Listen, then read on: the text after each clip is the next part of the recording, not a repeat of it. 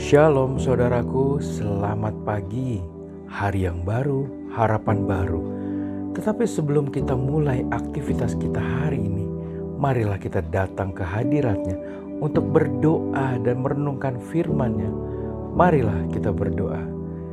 Ya Bapa, syukur kami naikkan bagi-Mu atas segala kebaikan-Mu yang telah memberi kami kehidupan hari ini. Ajar kami mengasihi-Mu lebih lagi karena diri-Mu, bukan karena berkat atau kuasa-Mu, tetapi hanya karena Engkau yang kami perlu dan kami butuhkan. Bapa, bicaralah kepada kami hari ini. Bantulah kami untuk mengenal-Mu lebih sungguh, sehingga kami juga mengetahui seberapa besarnya kasih-Mu kepada kami. Di dalam nama Putra-Mu yang tunggal, Tuhan kami, Yesus Kristus, kami berdoa, amin. Saudaraku, tema kita hari ini adalah jangan memandang muka.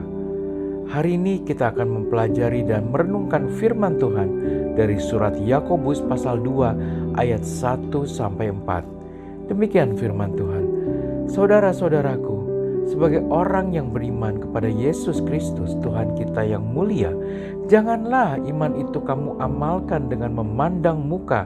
Sebab jika ada seorang masuk ke dalam kumpulanmu dengan memakai cincin emas dan pakaian indah, dan datang juga seorang miskin ke situ dengan memakai pakaian buruk, dan kamu menghormati orang yang berpakaian indah itu dan berkata kepadanya, silakan Tuhan duduk di tempat yang baik ini. Sedang kepada orang yang miskin itu kamu berkata, berdirilah di sana atau duduklah di lantai ini dekat tumpuan kakiku. Bukankah kamu telah membuat perbedaan di dalam hatimu dan bertindak sebagai hakim dengan pikiran yang jahat? Firman Tuhan melalui Rasul Yakobus ingin agar kita mengerti dan melakukan firman secara sederhana, yaitu tidak membedakan dalam memperlakukan orang lain berdasarkan statusnya. Yakobus juga membahas masalah yang banyak terjadi di tengah jemaat waktu itu, yaitu sikap memandang muka. Sikap memandang muka adalah hal yang sudah sangat umum dimanapun, apalagi di dalam beberapa tahun terakhir ini. Dengan adanya pandemi, fenomena ini seakan makin meluas dan merata dimanapun, karena munculnya celah yang semakin melebar antara orang miskin dan yang kaya. Orang-orang semakin berjuang keras mengejar uang untuk bertahan hidup, dan karena hal ini, orang semakin membedakan sesama. Siapa yang dapat berpotensi memberikan keuntungan akan lebih dihormati dan dihargai. Saat ini mungkin tanpa sadar, setiap kali kita berkenalan dengan seseorang, pertama-tama mungkin kita akan mengamati pakaian yang dia kenakan, sepatu yang dia pakai, merek jam tangan, serta jenis mobil yang dia kendarai. Yang intinya semua berkaitan dengan uang. Maksudnya semua terletak pada apakah seseorang memiliki uang atau tidak. Jika seseorang tidak punya uang, maka ia akan diremehkan dan dilecehkan oleh orang lain. Jika Anda punya uang atau kedudukan, maka Anda akan disanjung, dihargai, dan diterima oleh semua orang. Oleh karena berbagai tekanan tersebut, maka sangat nyata saat ini banyak orang berpura-pura makmur agar tidak diremehkan oleh orang lain.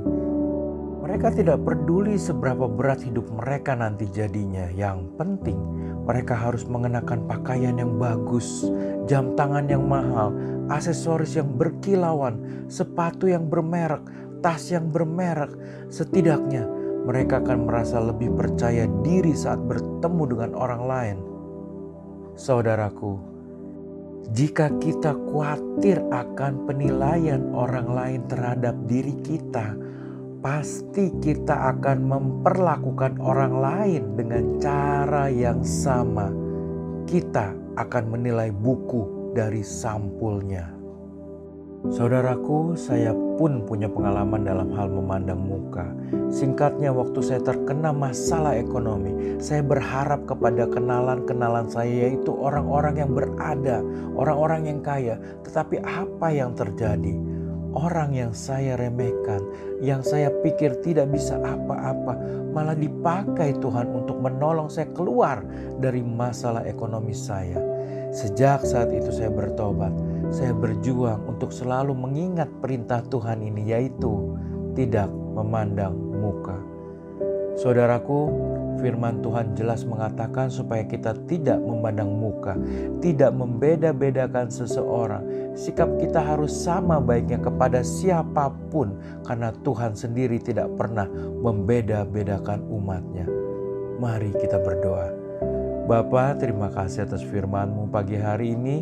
Kami mau belajar perintah-Mu untuk tidak memandang muka, karena kami tahu Engkau juga tidak pernah membeda-bedakan umat-Mu.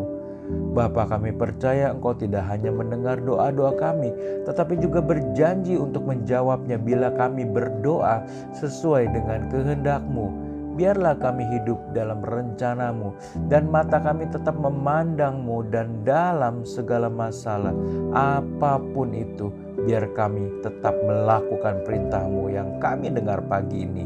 Biar kasih-Mu Bapa selalu ada dalam hidup kami.